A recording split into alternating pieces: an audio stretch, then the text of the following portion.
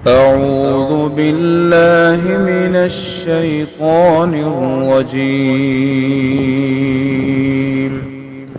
بسم الله الرحمن الرحيم. السلام علیکم ورحمۃ اللہ وبرکاتہ۔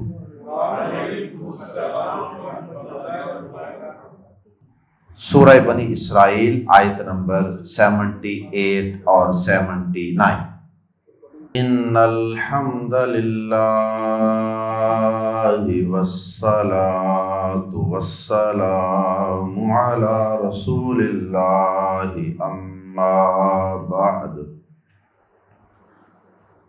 اعوذ باللہ السمیع العلیم من الشیطان الرجیم من ہمزہ ونفخہ ونفثہ۔ اقم الصلاة لدلوک الشمس إلی غسق اللیل وقرآن الفجر ان قرآن الفجر کان مشہودا ومن اللیل فتہجد بہ نافلۃ لک عسى ان یبعثک ربک مقاما محمودا۔ سورت کے آغاز سے آیات زیر تفسیر تک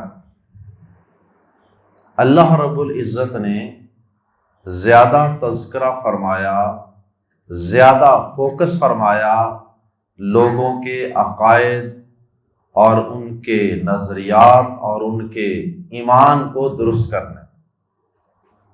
اب یہاں سے تذکرہ شروع ہو رہا ہے انسانوں کے اعمال کا۔ دو بڑی چیزیں ہیں انسان کی کامیابی کے لیے، ایک اس کا ایمان اور عقیدہ، اور ایک اس کا عمل و کردار۔ تو آیت نمبر 77 تک اس سورہ مبارکہ میں زیادہ اللہ رب العزت نے جس بات کو بار بار تفصیل سے بیان کیا وہ عقائد تھے، وہ ایمانیات تھی، اور کافروں کی طرف سے پیش کیے گئے شکوک و شبہات عقیدہ توحید کے متعلق، عقیدہ آخرت کے متعلق، ان کے تذکرے اور ان کے اللہ رب العزت نے مدلل جوابات بیان فرمائے۔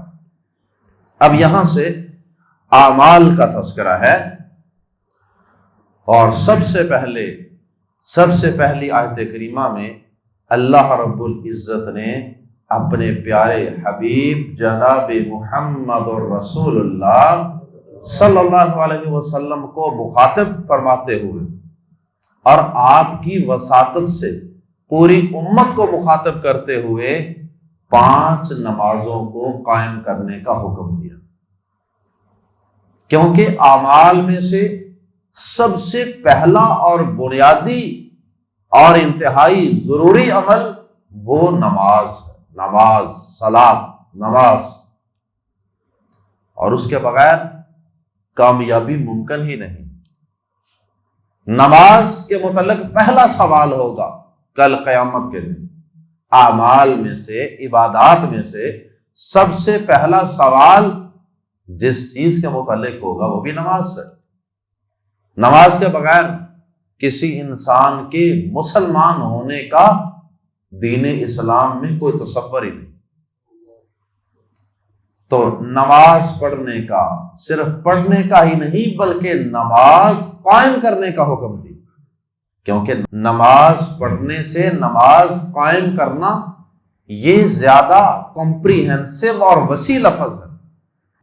نماز قائم کرنے کے لیے ضروری ہے کہ آدمی 5 وقت نماز پڑھے، کبھی پڑھ لی کبھی چھوڑ دی، ذرا تکلیف آئی نماز چھوڑ دی، ذرا گھر میں کوئی خوشی کے شادیانے بجے نماز چھوڑ دی، دوست آ گئے نماز چھوڑ دی، چھوٹی چھوٹی باتوں میں نماز ترک کر دینا، یہ نماز قائم کرنا نہیں ہے۔ ایسا شخص نماز پڑھنے والا تو کہا جا سکتا ہے، نماز قائم کرنے والا نہیں ہے۔ اسی طرح نماز کو اس کے وقت پر، جو وقت قرآن و حدیث میں بیان ہوا ہے اس میں ادا کرنا، یہ بھی نماز قائم کرنے کا حصہ ہے، نماز قائم کرنے کی ایک بنیادی شرط۔ نماز قائم کرنے میں یہ چیز بھی آتی ہے کہ نماز پیارے نبی صلی اللہ علیہ وسلم کے اسوہ اور آپ کے طریقہ کے مطابق ادا کی جائے۔ اگر اپنی اپنی سمجھ کے مطابق، رواج کے مطابق، فیشن کے مطابق اکثریت جیسے پڑھ رہی ہے، جیسے میرے باپ دادا پڑھتے تھے ویسے ہی نماز پڑھتا جاؤں، تو یہ نماز قائم کرنا نہیں ہے۔ نماز قائم کرنا تو یہ ہے کہ تحقیق کر کے، ریسرچ کر کے، صحیح بخاری، کتاب الصلاۃ، صحیح مسلم، ابو داود، نسائی، ابن ماجہ حدیث کی کتابوں میں جو نماز کے صلاۃ کے چیپٹر ہیں ان کو سٹڈی کر کے دیکھا جائے کہ پیارے نبی صلی اللہ علیہ وسلم کی جو نماز تھی وہ کیسی تھی، تاکہ آپ کے فرمان پر عمل ہو سکے۔ صلو کما رأیتمونی اصلی، صحیح بخاری، نماز ویسے ادا کرو، قائم کرو جیسے مجھے نماز پڑھتے ہوئے دیکھتے۔ تو صحابہ نے جیسے آپ کو دیکھا انہوں نے بیان کر دیا احادیث میں۔ تو نماز قائم کرنے کا اللہ پاک نے حکم دیا۔ دوسرے نمبر پہ اللہ پاک نے نمازوں کو صرف قائم کرنے کا ہی نہیں بلکہ ان کو ان کے مقرر کردہ اوقات میں ادا کرنے کا بھی حکم دیا، آیات زیر تفسیر۔ اس لیے کہ صرف کام کرنا ہی ضروری اور اہم نہیں ہوتا، بلکہ یہ چیز بھی اہم ہوتی ہے کہ آپ وہ کام جس کا آپ کو حکم دیا جا رہا ہے، آرڈر کیا جا رہا ہے، وہ کس وقت پہ ادا کر رہے ہیں۔ اس لیے اللہ پاک نے قرآن مجید کے اندر فرمایا کہ ان الصلاۃ کانت علی المؤمنین کتابا موقوتا، بے شک نماز ایمان والوں پر وقت مقررہ پر فرض کی گئی ہے۔ یہ نہیں کہ جب مرضی پڑھ لی۔ ہاں وہ نمازوں کے اوقات ہیں کیا؟ یہ اوقات اللہ پاک نے آیات زیر تفسیر میں بھی اشارتاً بیان کر دیے۔ اجمالاً اللہ پاک نے 5 نمازوں کے اوقات بھی آیات زیر تفسیر میں بیان فرما دی۔ قرآن مجید میں بعض دیگر صورتوں میں، سورہ مریم ہے، سورہ نور ہے، ان میں اللہ پاک نے 3 نمازوں کے اوقات بھی بیان کیے، یہاں 5 نمازوں کا تذکرہ۔ لیکن ان نمازوں کے اوقات کی صحیح حد بندی کہ یہ اس کی لوور لمٹ ہے، یہ اس کی اپر لمٹ ہے، یہاں سے وقت شروع ہوگا اس نماز کا اور یہاں پر ختم ہوگا، یہ پوری حد بندی یہ پیارے نبی صلی اللہ علیہ وسلم کی سیرت میں، آپ کی سنت میں اور آپ کی حدیث سے پتہ چلے۔ جیسا کہ صحیح بخاری میں حدیث ہے، پیارے نبی صلی اللہ علیہ وسلم کو جبریل امین بیت اللہ میں آ کر باقاعدہ ایک دن ساری نمازوں کی جماعت کروا کر نماز پڑھ کر دکھاتے ہیں، اور ساری نمازیں ہی جبریل امین کس وقت پڑھتے ہیں؟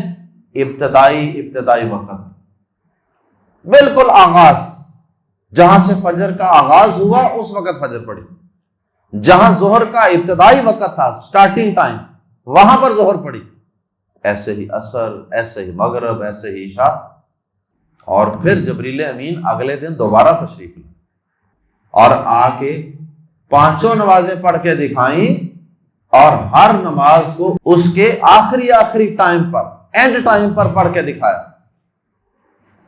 جب 2 دن ساری نمازیں پڑھ کے دکھا دی تو پھر اس کے بعد فرمایا کہ ان 2 اوقات کے درمیان ہے آپ کی امت کی نمازوں کا وقت۔ معلوم ہوا کہ اگر آدمی نماز کو ابتدائی وقت میں پڑھ لے پھر بھی وہ بر وقت ہے، اور اگر درمیان میں پڑھ لے پھر بھی بر وقت ہے، اور اگر وہ آخری وقت میں نماز ادا کر لے پھر بھی بر وقت ہے۔ لیکن اگر مسجد قریب ہے، جماعت چھوڑ کر آدمی جان بوجھ کے کہے کہ میں اب آخری وقت میں پڑھ لوں گا بغیر کسی عذر کے، وہ درست نہیں۔ یہ بات ہے کہ اگر کہیں جماعت کی سہولت ہی نہیں ہے، سفر میں ہے، کسی ہاسٹل میں ہے جہاں نماز ہی قریب نہیں ہے، جہاں مسجد ہی قریب نہیں ہے، یا پھر سارے مسلمان جمع ہیں جنہوں نے جماعت کے ساتھ نماز پڑھنی ہے، اور سارے مسلمان اجتماعی طور پر ہی کسی مصروفیت کی وجہ سے نماز کو اس دن لیٹ کر کے پڑھ لیں، پھر بھی کوئی حرج کی بات نہیں۔ لیکن یہاں پر یہ بات بھی بڑی اہم ہے اور لائق توجہ ہے کہ اگرچہ ہر نماز کو اس کے ابتدائی اور آخری وقت میں یا ان دونوں کے درمیان کسی بھی وقت میں ادا کر لینا جائز ہے، لیکن پیارے نبی صلی اللہ علیہ وسلم کی ساری زندگی جو آپ کا کثرت سے معمول تھا وہ تھا نمازوں کو ان کے ابتدائی وقت میں، اول وقت میں ادا کرنا، اور اول وقت نماز ادا کرنے کی آپ نے باقاعدہ بعض احادیث میں فضیلت بھی بیان فرمائی ہے، اور لاجیکلی عقلی طور پر بھی دیکھیں تو ابتدائی وقت میں کام کرنا یہ زیادہ احتیاط والا پہلو ہے۔ مثال کے طور پہ آپ نے بل جمع کروانا ہے تو آپ کے پاس 5 دن ہیں، تو جو شخص عقل مند ہے جس کے پاس پیسے بھی موجود ہیں وہ ابتدائی دنوں میں جمع کروا کے اپنی ذمہ داری سے سبکدوش ہو جائے گا، یا وہ آخری دن کے آخری گھنٹے کا انتظار کرے گا؟ یقیناً عقل مندی کیا ہے کہ شروع میں ہی بل جمع کروا دیا جائے، رسک نہ لیا جائے، آخری دن کے آخری وقت کا رسک نہ لیا جائے۔ تو اسی طرح نماز کا معاملہ ہے، جو شخص ابتدائی وقت میں نماز ادا کرنے کی کوشش کرے گا، اگر کسی وجہ سے کسی وقت کسی دن ابتدائی وقت سے نماز لیٹ ہو جائے گی تو چلو آدھا گھنٹہ بعد پڑھ لے گا، چلے اس سے بھی مزید لیٹ ہو جائے گا تو گھنٹہ بعد پڑھ لے گا۔ اس کے پاس 1 2 3 4 5 آپشن ہیں، اب پڑھ لو، چلو اب بھی پڑھ لو، چلو اب بھی پڑھ لو، چلو اب بھی پڑھ لو۔ لیکن جس شخص نے آپشن ایک رکھا ہو کہ سوچنا ہی آخری وقت سے شروع کرنا، تو اس شخص کے لیے تو خطرات منڈلا رہے ہیں کہ آخری وقت میں اس نے نماز ادا کرنی ہے، کوئی بھی رکاوٹ بن سکتی، کوئی مصروفیت بن سکتی، تو آخری وقت اگر گزر گیا تو پھر اس کے بعد تو کچھ بھی نہیں ہے، پھر تو نماز بر وقت ادا نہیں ہوگی۔ یہاں پر یہ بات بھی سمجھ لیں کہ نماز کا وقت گزر بھی جائے تو نماز کو ادا کرنا ضروری ہوتا ہے۔ یہ نہیں ہے بعض لوگوں کی یہ سوچ ہوتی ہے کہ جی چلو جی وقت گزر گیا، چلو کام مکمل، چھوڑیں آپ۔ نہیں، یہ ایک واجب ہے، فرض ہے، فریضہ ہے، تو اگر یہ رہ بھی گیا ہے تو اس کو لیٹ بھی پڑھنا ہی پڑھنا۔ یہ نہیں ہے کہ اب رہ گیا تو اب اس کو ادا ہی نہیں کرنا۔ اور ہمارے ہاں ایک اصطلاح بھی چلتی ہے جی، نماز قضا کر کے پڑھی ہے، اور پھر طریقے پوچھتے ہیں جی قضا اگر پڑھنی ہو نماز تو پھر کیا طریقہ ہے؟ نماز پڑھنے کے طریقے میں قطعاً کوئی فرق نہیں، چاہے آپ وقت کے اندر پڑھیں، چاہے آپ وقت گزر جانے کے بعد پڑھ رہے،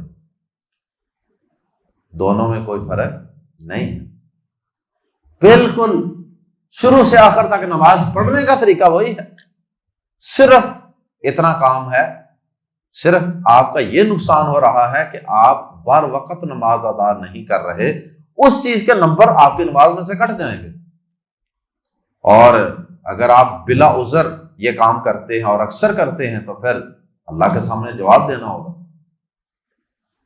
تو وہ اللہ پاک پہ ہے، چاہے تو وہ معاف کر دے اور چاہے تو وہ گرفت فرما لے قیامت کے دن کہ تو نے بر وقت نمازیں کیوں نہیں ادا کی۔ لیکن نماز ادا ضرور کرنی چاہیے۔ بہت سے اسٹوڈنٹس سے میں پوچھتا ہوں کہ بیٹا کتنی نمازیں پڑھتے ہیں آپ؟ اکثر اسٹوڈنٹس کا جواب یہی ہوتا ہے کہ فجر کی رہ جاتی، صبح تیار ہوتے ہیں، بس لیٹ اٹھتے ہیں صبح، اس کے بعد تیار ہوتے ہیں اور کالج یونیورسٹی چلے جاتے ہیں۔ یا پھر کئیوں کا یہ جواب ہوتا ہے کہ ہاں عشاء کی رہ جاتی، کسی کا کوئی جواب کسی کا کوئی جواب۔ لیکن فجر اور عشاء اکثر کا جواب ہوتا ہے کہ یہ رہ جاتی ہے، عشاء وقت تک تھک جاتی ہوں، تھک جاتا ہوں اور پھر اس کے بعد رہ جاتی ہے۔ اللہ اکبر۔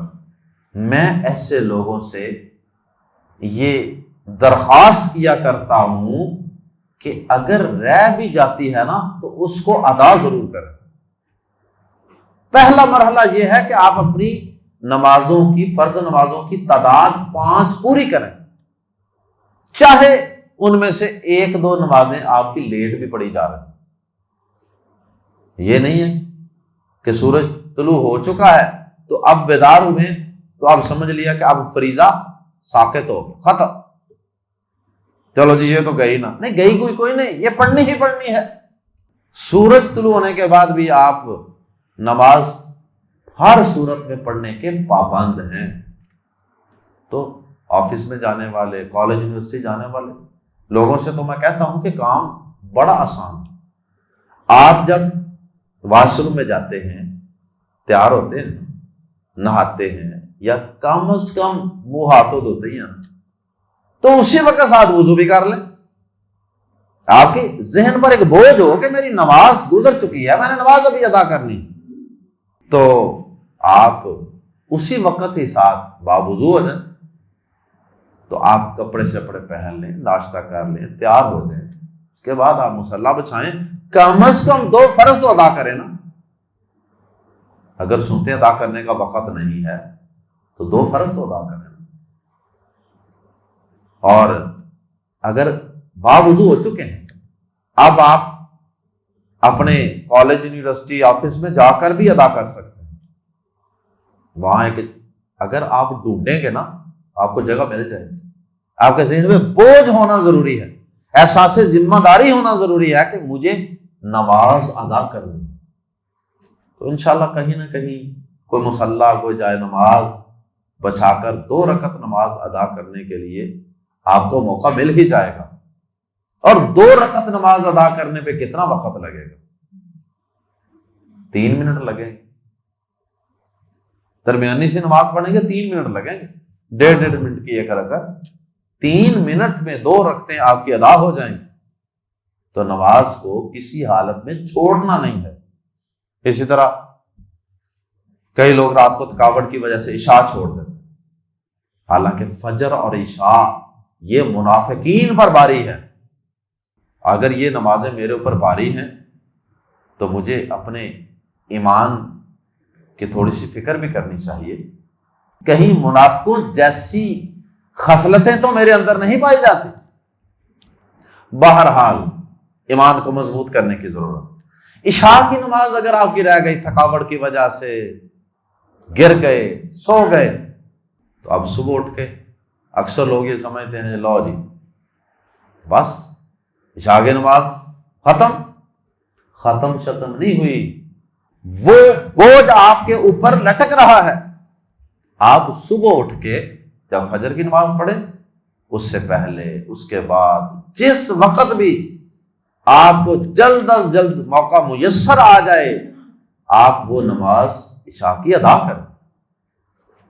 تو یہ تصور درست کر لیں کہ کوئی نماز رہ جائے تو بس جی گئی، بس اس کی اب ادا کرنے کی ضرورت ہی نہیں، یہ سوچ نہیں درست، ادا کریں۔ تو 5 نمازوں کو ادا کرنا ہے۔ اور یہاں ایک اور حدیث بھی سماعت فرما لیجیے، پیارے نبی صلی اللہ علیہ وسلم کا فرمان گرامی ہے۔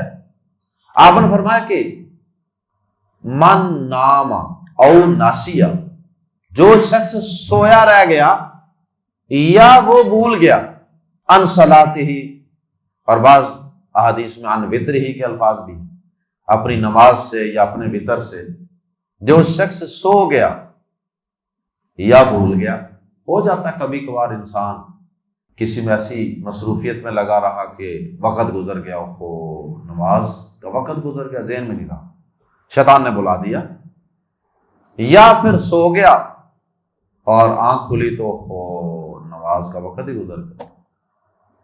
کوشش کر کے سوتا ہے، رات کو جلدی سونے کی کوشش کرتا ہے، الارم لگاتا ہے، صبح اٹھنے کے لیے پورا بندوبست کرتا ہے، پوری کوشش، پوری فکر، لیکن اس کے بعد بھی اگر آنکھ نہیں کھل پائی تو پھر پریشان ہونے کی کوئی ضرورت نہیں۔ لیکن اگر آپ اپنا سکیجول ایسا بناتے ہیں کہ فجر کو اس کے اندر کوئی اہمیت ہی نہیں ہے فجر وقت اٹھنے کی، تو پھر تو خطرناک ہے۔ لیکن اگر آپ کوشش پوری کرتے ہیں، کبھی کبھار آنکھ نہیں بھی کھلتی، تو پیارے نبی صلی اللہ علیہ وسلم نے، چونکہ دین ہمارا بڑا آسان دین ہے نا، فطرت کے عین مطابق ہے، تو پیارے نبی صلی اللہ علیہ وسلم نے فرمایا کہ بھولے ہوئے کو جب یاد آئے اسی وقت نماز پڑھ لے، وہی اس کی نماز کا وقت ہے۔ سوئے ہوئے کی جب آنکھ کھول جائے اسی وقت فوراً نماز ادا کر لے، وہی اس کی نماز کا وقت ہے۔ اب ایک شخص سورج طلوع ہونے کے بعد بیدار ہو، آنکھ کھلی، اب اسے یہ نہیں سوچنا چاہیے لو جی جو ہونا سی ہو گیا، سورج طلوع ہو گیا بس کام ختم، اور نہیں، ختم نہیں ہوا اللہ کے بندے، تیرا یہی نماز کا وقت ہے، اٹھ کے وضو کرو اور نماز ادا کرو۔ اور کئی اٹھ بھی جاتے ہیں اور وہ ظہر تک فجر کی نماز ادا نہیں کرتے، یا ظہر کے ساتھ پڑھ لیں گے، یا کئی اگلی فجر کے ساتھ پڑھتے ہیں، فجر رہ گئی اگلی فجر کے ساتھ پڑھو، ظہر رہ گئی اگلے دن کی ظہر کے ساتھ پڑھو۔ یہ 24 گھنٹے کی تاخیر یہ کس حدیث میں؟ پیارے نبی صلی اللہ علیہ وسلم تو فرما رہے ہیں کہ جب یاد آیا وہی اس کی نماز کا وقت ہے، جب بیدار ہوا وہی اس کی نماز کا وقت ہے، تو نماز فوراً ادا کرنی چاہیے۔ اگر میں 6 بجے اٹھتا ہوں، آج کل سورج طلوع ہو چکا ہے، 6 بجے 7 بجے اٹھتا ہوں سپوز، اور اس کے بعد میں دنیا کے کاموں میں لگا رہتا ہوں اور جان بوجھ کے نماز نہیں ادا کر رہا، اب تو میں خود جان بوجھ کے نماز لیٹ کر رہا ہوں۔ اگر 6 بجے اٹھ کے 7 بجے اٹھ کے اسی وقت میں وضو کر کے نماز ادا کر لیتا تو انشاءاللہ یہ نماز بر وقت ادا کرنے کا ہی اللہ نے اجر و ثواب اپنی رحمت سے ادا کر دینا، اس حدیث کے مطابق۔ آئیے قرآن مجید کے الفاظ میں پڑھتے ہیں 5 نمازوں کے اوقات۔ اقیم الصلاۃ، اقیم قائم کر، یہ فعل امر ہے واحد، ایک شخص کو کہنا ہو قائم کر تو کہتے ہیں اقیم، قائم کر، اور اگر زیادہ لوگوں کو کہنا ہو تو اس کے آگے واو لگا لیں، اور کچھ اور بھی تبدیلیاں اس میں ہوتی ہیں، اس میں قاف کے بعد قاف اور واو کے درمیان یا بھی پیدا ہو جاتی ہے دوبارہ۔ اقیمو، اقیم قائم کر، اور اقیمو تم سب قائم کرو، تو یہ واحد کا صیغہ ہے۔ اقیم، میم کے نیچے زیر لگائی آگے ملانے کے لیے، اقیم الصلاۃ، نماز قائم کر، یہ ہر شخص کو ہی حکم ہے، لیکن سب سے پہلے پیارے نبی صلی اللہ علیہ وسلم کو حکم ہے، تو اگر ہم آپ کو ذہن میں رکھ کے ترجمہ کریں گے تو پھر ہم ادب و احترام کے مطابق اس کا ترجمہ کر لیں گے۔ اقیم الصلاۃ، نماز قائم کیجیے، لی طلوع الشمس، لی سے، یہ لفظ لی، یہ ضرورت کے مطابق اس کا ترجمہ کیا جاتا ہے، یہ حرف جار ہے، پریپوزیشن ہے ایک، لی سے، دلوک الشمس، دلوک کا معنی ڈلنا، لی دلوک الشمس، سورج ڈلنے سے۔ ویسے یہ جو دلوک ہے نا، اس کے کئی معنی، ڈلنا بھی زرد ہو جانا بھی، غروب ہونا بھی، تینوں ہی معنی ہیں اس کے۔ اس لیے یہ جو لفظ ہے نا کہ نماز قائم کیجئے لی سے دلوک الشمس، سورج ڈلنے سے، اس سے مراد 3 نمازیں، کیونکہ تینوں ہی معنی اس میں پائے جاتے ہیں۔ اور 3 نمازوں کے بعد آیت کے اگلے حصے میں چوتھی اور 5ویں نماز کا ذکر آ رہا ہے، اس لیے پھر اس لفظ کے اندر 3 نمازوں کا تذکرہ ہے۔ سورج جب ڈلتا ہے، اذا زالت الشمس، سورج جب ڈلتا ہے تو ظہر کا وقت، اور احادیث میں نمازوں کا تذکرہ ترتیب ظہر سے شروع ہوتی ہے۔ ظہر کا پہلے ذکر ہوتا ہے، پھر عصر کا، پھر مغرب، پھر عشاء، پھر فجر۔ سورج ڈلنے سے ظہر، اور اس کا معنی سورج کا زرد ہونا بھی ہے، اور ویسے بھی ڈلنے کے بعد کچھ دیر کے بعد عصر کی نماز بھی آ جاتی ہے، تو اس کا معنی دلوک کے اندر بھی زرد کا معنی پایا جاتا ہے۔ تو جب سورج ہلکا سا زرد ہونے لگ جاتا ہے تو اس وقت پہ عصر کا وقت شروع ہو جاتا ہے۔ ہاں، جب سورج زیادہ ہی زرد ہو جائے اور بالکل ہی اس کا رنگ بدل جاتا ہے اور وہ ڈوبنے کے قریب ہو جاتا ہے، اس وقت نماز ادا تو ہو جاتی ہے، لیکن وہ نماز کا مکروہ وقت ہے، عصر کی نماز کا۔ اب نماز عصر کا آغاز کہاں سے ہوتا ہے یہ بھی سمجھ لیجیے۔ ظہر کا آغاز تو ہوا جب سورج آپ کے سر پہ ہے، تو اس کے بعد جب وہ تھوڑا سا بھی ڈل جائے گا نا، تھوڑا سا بھی ڈل جائے گا تو ظہر کا وقت شروع ہوگا۔ وقت صلاۃ الظہر اذا زالت الشمس، یہ وقت کب تک ہوگا ظہر کا؟ جب عصر کا وقت شروع ہوگا۔ اب اس میں ہمارے مسلمانوں کے اندر تھوڑا سا اختلاف ہے نماز کے وقت میں دونوں ہی چیزیں بیان کر دیتا ہوں۔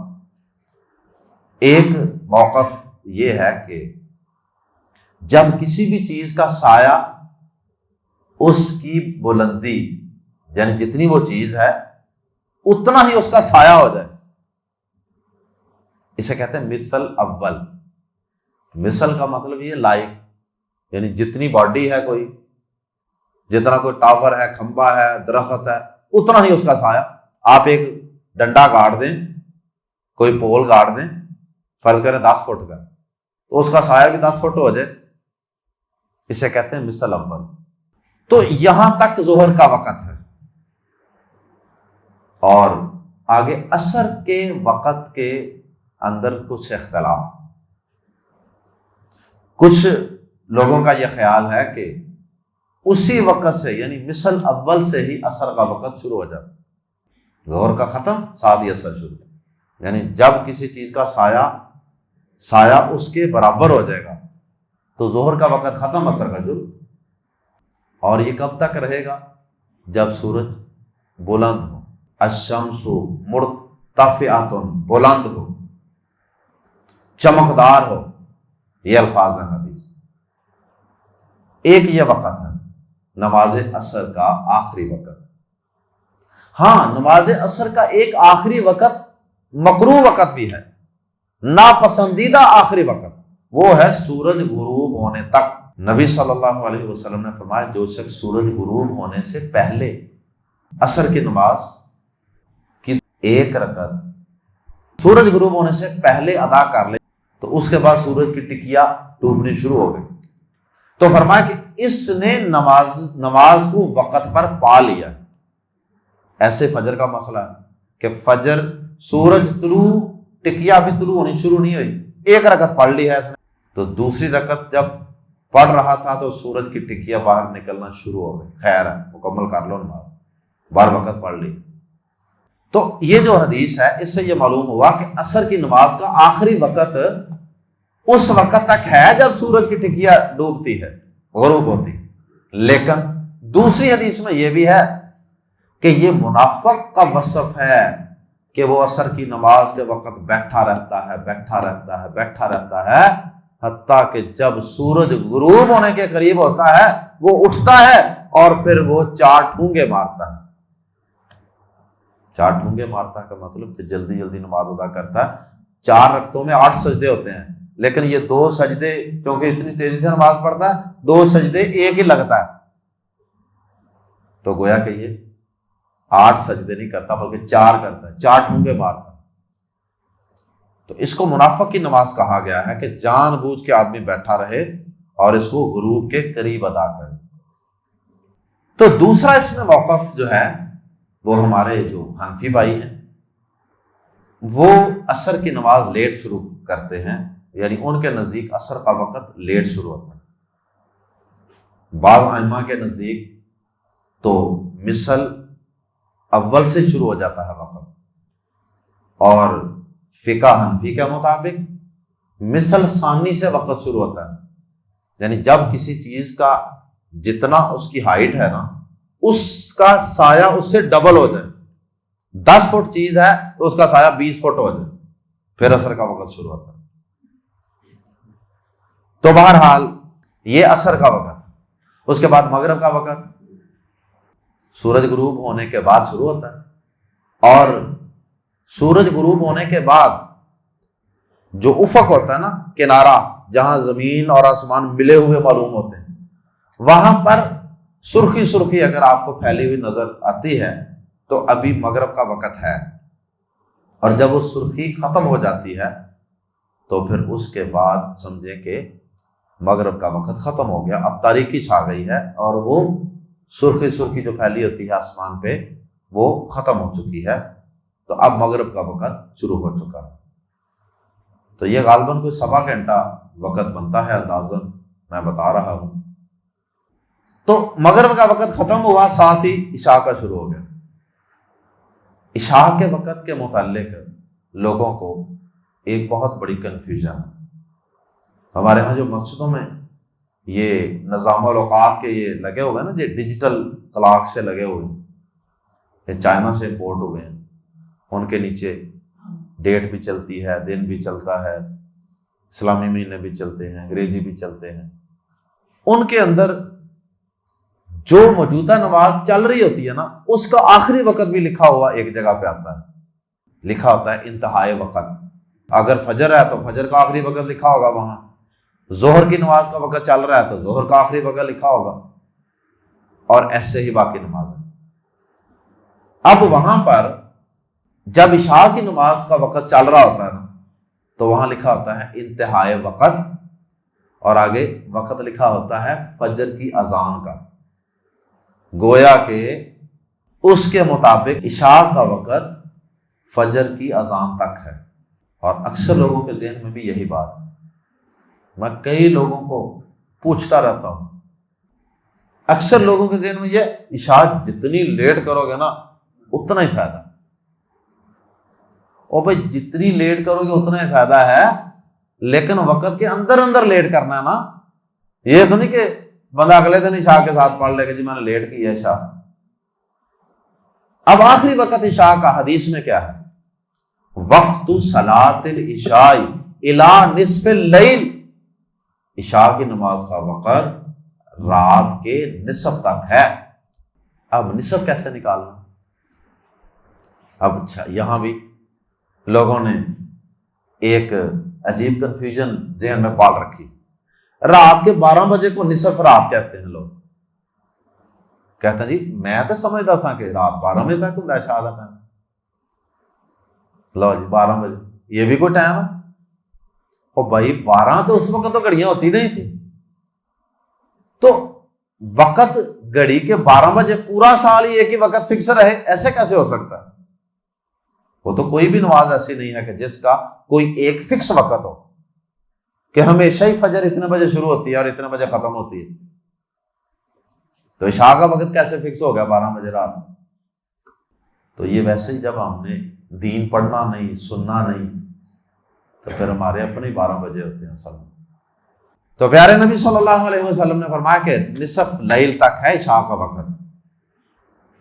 تو لیٹ کرنا ہے تو اس چیز کو ذہن میں رکھیں کہ بھائی آج کل کے موسم میں آخری وقت عشاء کا کون سا بنتا ہے؟ وہ کسی موسم میں 11 بھی بن سکتا ہے، کسی میں 11:15، کسی میں 11:30، کسی میں 11:45، 12 بھی ہو سکتا ہے کسی وقت۔ اچھا، اس کو نکالنے کا طریقہ کیا ہے؟ رات کا نصف کیسے نکالنا ہے؟ Mid point. رات شروع ہوتی ہے سورج غروب ہونے سے، اور رات ختم ہوتی ہے فجر کی اذان کے وقت، کیونکہ فجر کی اذان کس وقت ہوتی ہے؟ جب صبح صادق ہوتی ہے، صبح ہو جاتی ہے، اس کو صبح کہتے ہیں۔ یہ دونوں ٹائم نوٹ کر لیں، ان کے درمیان دیکھ لیں کتنے گھنٹے ہیں۔ ان دونوں کے درمیان جو گھنٹے ہیں، ڈیوریشن ہے، یہ بدلتا رہتا ہے۔ کسی موسم میں یہ 6 گھنٹے ہو سکتے ہیں، کسی میں 8 ہو سکتے ہیں، کسی میں 10 ہو سکتے ہیں۔ مثال کے طور پہ آج کل ہم فرض کر لیتے ہیں کہ آج کل سورج غروب ہو رہا ہے 6 بجے، راؤنڈ فگر کر لیتے ہیں ذرا آسانی کے لیے، 6 بجے سورج غروب ہو رہا ہے، اور فجر کی اذان ہم فرض کر لیتے ہیں کہ 4 بجے ہو رہی ہے۔ حالانکہ ٹائم تھوڑا سا آگے پیچھے، لیکن میں راؤنڈ فگر کر رہا ہوں۔ 6 بجے سے صبح 4 بجے تک 10 گھنٹے بنتے ہیں نا۔ اب ان کا سینٹر نکال لیں آپ، 5 گھنٹے۔ اب سورج ہم نے فرض کیا تھا کہ غروب ہو رہا ہے، سورج ہم نے فرض کیا تھا کہ 6 بجے غروب ہو رہا ہے، تو 6 میں 5 گھنٹے جمع کر لیں، 6 اور 5 11۔ 11 بجے عشاء کا وقت ختم ہو رہا ہے۔ یہ اس کا طریقہ ہے نصف لیل نکالنے کا۔ تو اس لیے عشاء کی نماز کے متعلق محتاط رہا کر۔ اکثر عورتیں بھی گھروں میں لیٹ پڑتی ہیں، آخر میں نا سارے کام کاج کر کے بالکل ویلے ہو گئے تو جناب 12 بجے نماز، 12:30 بجے عشاء کی نماز پڑھ رہے ہیں، وقت گزر چکا۔ تو وہ گھڑیوں میں جو لکھا ہوتا ہے نا انتہائی وقت، وہ کوئی حدیث نہیں ہے۔ وہ چائنا نے ایک سافٹ ویئر بنایا ہے اپنا بزنس کرنے کے لیے، تو شاید اس کو کسی نے یہی بتایا ہوگا کہ عشاء کا وقت ساری رات ہوتا ہے، لکھ دیا وہاں۔ تو آپ اپنی مسجد میں اس کے اوپر جا کے ٹیپ لگوا دیں، یا نیچے کوئی پیپر پہ لکھ کے لگوا دیں، اقیم الصلاۃ، نماز قائم کیجئے، لی سے طلوع الشمس، سورج ڈلنے سے، یا اس کا ترجمہ کر سکتے ہیں سورج ڈلنے کے وقت، سورج زرد ہونے کے وقت، سورج غروب ہونے کے وقت، تینوں معنی ہیں اس کے طلوع کے۔ اور اگر ایک ہی ترجمہ بھی کرنا ہے ڈلنے سے، تو پھر ڈلنے سے لے کر الی غسق اللیل، رات کے اندھیرے تک۔ تو اندھیرا جب چھا جاتا ہے نا، وہ وقت کون سا بنتا ہے؟ عشاء کا، کیونکہ مغرب جب ہم پڑھتے ہیں نا اس وقت تو ابھی روشنی پھیلی ہوتی ہے۔ تو یہ ظہر، عصر اور مغرب، یہ 3 نمازیں ہو گئیں لی طلوع الشمس میں، الی غسق اللیل، الی تک، غسق اندھیرا، لیل رات، الی غسق اللیل رات کے اندھیرے تک۔ تو یہ رات کے اندھیرے تک یہ عشاء کی نماز۔ تو یہ 4 نمازیں ہو گئیں ایک جملے میں، لِطُلُوعِ الشَّمْسِ إِلَىٰ غَسَقِ اللَّيْلِ، نماز قائم کر سورج ڈلنے سے لے کر رات کے اندھیرے تک، 4 نمازیں جن کی تفصیل احادیث میں اور بعض قرآن مجید کی آیات میں بھی مزید تفصیلات موجود ہیں، لیکن اجمالاً وَقُرْآنَ الْفَجْرِ، 5ویں نماز کا ذکر، اور فجر کا قرآن، مراد ہے پڑھ، اور فجر کا قرآن پڑھ۔ اللہ اکبر۔ یہاں قرآن کا لفظ نماز کے معنی میں، وَقُرْآنَ الْفَجْرِ، فجر کا قائم مقام ہے قرآن۔ کیوں؟ فجر کی نماز میں سب سے زیادہ قرات کرتے تھے نبی صلی اللہ علیہ وسلم، 60 سے 100 آیتیں آپ تلاوت فرماتے تھے فجر میں۔ تو اس لیے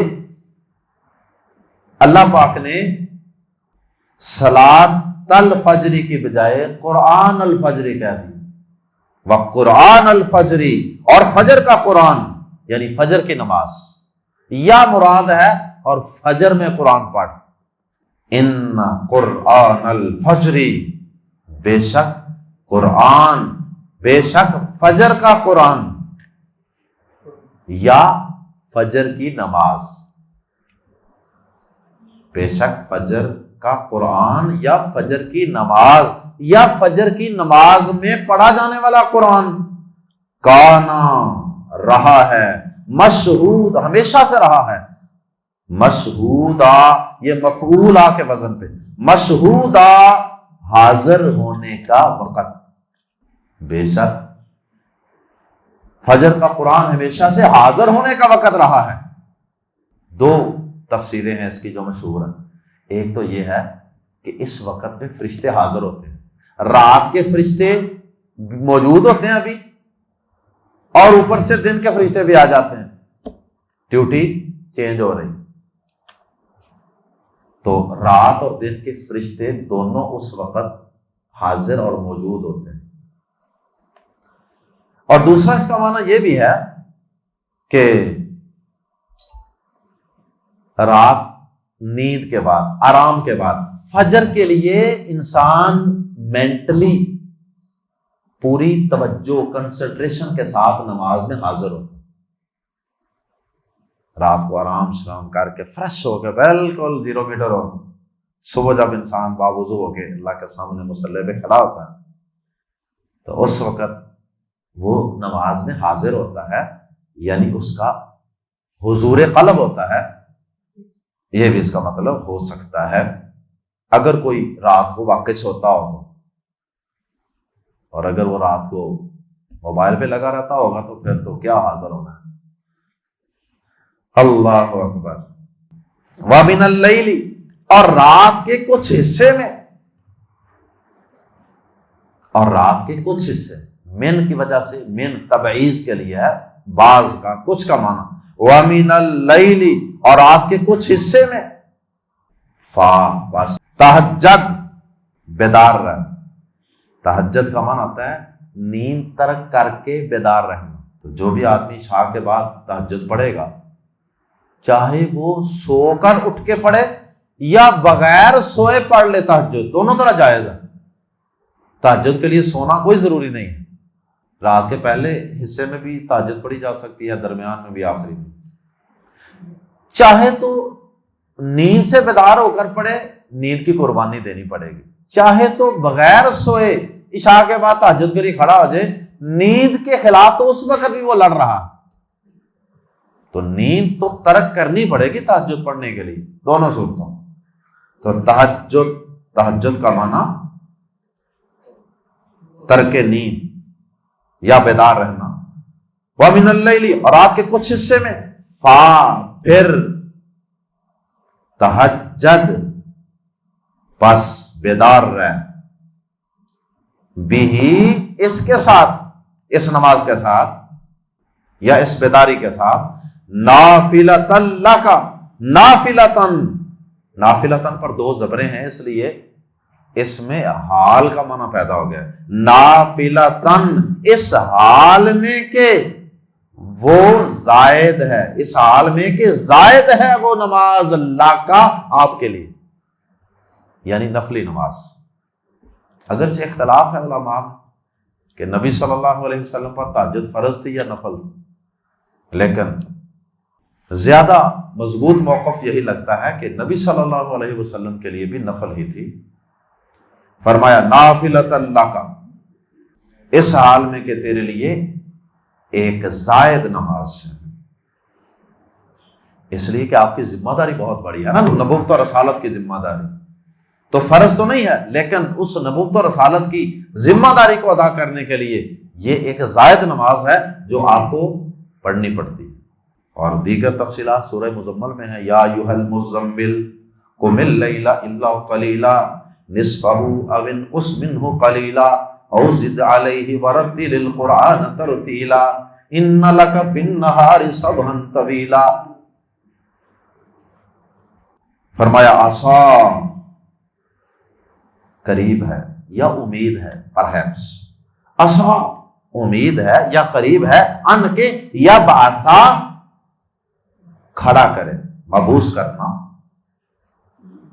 یا بعثا مبعوث کھڑا کرے، کہا تجھے آپ کو ربک، آپ کا رب، مقاما محمودا، مقام محمود پر۔ محمود کا معنی جس کی تعریف کی گئی ہو، مقام محمود وہ مقام، وہ جگہ، وہ پوزیشن، وہ سٹیٹس جس کی بہت تعریف کی گئی ہے۔ اللہ اکبر۔ پہلی بات تو سمجھنے والی یہ ہے کہ عصا کا جو لفظ ہے نا، جس کا معنی آتا ہے امید ہے، شاید کے قریب ہے، یہ لفظ جب اللہ پاک کے لیے آتا ہے نا تو پھر اس کام کا ہونا ضروری ہو جاتا ہے، کیونکہ یہ نہیں ہو سکتا کہ وہ مالک الملک کسی کو امید دلائے کسی کام کی اور پھر وہ اس کی امید پر پانی پھیرے۔ وہ کہہ رہا نا کہ امید ہے ایسے ہوگا تو سمجھے ہوگا، یقین نہیں ہوتا ہے اللہ پاک کے لیے۔ عصا امید ہے ان کے یبعثک، وہ کھڑا کرے آپ کو، کون؟ ربک، آپ کا رب، مقام محمودا، مقام محمود پر۔ مقام محمود کا مطلب ہے کہ تعریف کیے گئے مقام پر آپ کو اللہ پاک دنیا اور آخرت میں ایسا مقام، ایسا سٹیٹس عطا فرمائے گا جو قابل تعریف ہے، جو قابل رشک ہے۔ اور دنیا میں اللہ پاک نے وہ مقام واقعی آپ کو عطا کر دیا، دنیا نے دیکھ لیا، اور قیامت کے دن بھی اللہ پاک آپ کو یہ مقام عطا فرمائے گا۔ قیامت کے دن آپ کی سفارش پر آپ دو طرح کی سفارش کریں گے، ایک شفاعت صغرا، ایک شفاعت کبریٰ، ایک عام سفارش اور ایک خاص سفارش۔ عام سفارش ہوگی ساری انسانیت کے لیے، جب حساب و کتاب شروع نہیں ہوگا تو آپ پھر لوگ مارے مارے ہر نبی کے پاس جائیں، ہر نبی انکار کر دے گا، نہ بھائی آج میرے بس کی بات نہیں۔ پھر بالآخر سب اللہ کے آخری پیغمبر صلی اللہ علیہ وسلم کے پاس آئیں گے اور آپ سجدے میں گر جائیں گے، اور پھر اللہ پاک آپ کو کچھ الفاظ سکھائیں گے اور آپ پھر وہ الفاظ پڑھتے جائیں گے، اور پھر اللہ پاک آپ کو نوازتے چلے جائیں گے، اور پھر اللہ پاک کہیں گے کہ اٹھائیے اپنا سر سجدے سے، آپ کو وہ دیا جاتا ہے جو آپ مانگتے ہیں۔ بہرحال پھر آپ کے دعا کرنے سے اللہ پاک حساب و کتاب شروع فرمائے، اور اس کے بعد اسی طرح سب سے پہلے آپ کو قبر سے اٹھایا جائے گا، پھر جنت کا دروازہ آپ کے کھٹکھٹانے پر، آپ کے تشریف لے جانے پر کھولا جائے گا، اور اس طرح کے بہت سے اعزازات آپ کو میدان محشر میں بھی عطا کیے جائیں، حوض کوثر عطا کیا جائے گا۔ تو یہ ساری چیزیں ہی مقام محمود ہیں۔ یہ ایسا مقام ہے جو بڑا ہی قابل تعریف، بڑا ہی قابل رشک، اور گویا کہ آپ کے جو دو نام تھے نا، احمد اور محمد صلی اللہ علیہ وسلم، ان ناموں کا بھی یہی مطلب ہے، اور گویا کہ ان ناموں کا صحیح اور کامل ظہور وہ کل قیامت کے دن ہوگا۔ اور پیارے نبی صلی اللہ علیہ وسلم نے فرمایا، صحیح بخاری مسلم میں حدیث ہے کہ جو شخص اذان سنے، جو مؤذن کہے وہی کلمات کہے، حی علی الصلاۃ حی علی الفلاح کے جواب میں لا حول ولا قوۃ الا باللہ کہے، اور اذان کے بعد درود شریف پڑھے، درود ابراہیمی نماز والا، اور اس کے بعد پڑھے اللہم رب ہذہ الدعوۃ التامۃ والصلاۃ القائمہ آت محمدا الوسیلۃ والفضیلۃ وابعثہ مقاما محمودا الذی وعدتہ۔ اور یا اللہ تو محمد صلی اللہ علیہ وسلم کو مقام محمود جس کا تو نے ان سے وعدہ کیا ہے نا، وہ سٹیٹس، وہ اعلیٰ مقام عطا فرما دینا۔ تو فرمایا کہ اللہ پاک اس دعا کو پڑھنے والے شخص پر میری شفاعت اور میری سفارش کو لازم کر دیتا ہے، مجھ پر اس کی سفارش لازم ہوگی۔ یہ دعا بھی پڑھا کریں۔ اس دعا کے اندر کچھ اضافے بھی لوگوں نے کیے ہوئے، بس جتنی مسنون ہے وہ میں نے آپ کو سنا دی۔ انک لا تخلف المیعاد بھی بعض احادیث میں ویسے آتے ہیں یہ الفاظ بھی آتے ہیں. تو یہ دعا بھی پڑھا کریں. تو اس دعا کے اندر جو آخری حصہ ہے وَبَعَثْهُ مَقَامًا مَحْمُودًا الَّذِي وَعَدتَّ، یہ بھی گویا کہ اسی آیت کریمہ کی تفسیر ہے. عَسَىٰ أَن يَبْعَثَكَ رَبُّكَ مَقَامًا مَحْمُودًا، یہ گویا کہ اللہ پاک کا وعدہ ہے، قریب ہے کہ آپ کا رب آپ کو مقام محمود پر کھڑا کر دے. اللہ کل قیامت کے دن جب تم اپنے نبی صلی اللہ علیہ وسلم کو مقام محمود پر کھڑا کرے، حوض کوثر پر کھڑا کرے، تو ہم فقیروں کو، ہم گناہگاروں کو، آپ کے نالائق امتیوں کو بھی یا اللہ ان کے جھنڈے کے نیچے، ان کی امامت میں ہمیں بھی تو جنت میں داخل فرما دینا. سبحانک اللہم و بحمدک اشہد ان لا الہ الا انت استغفرک و اتوب الیک.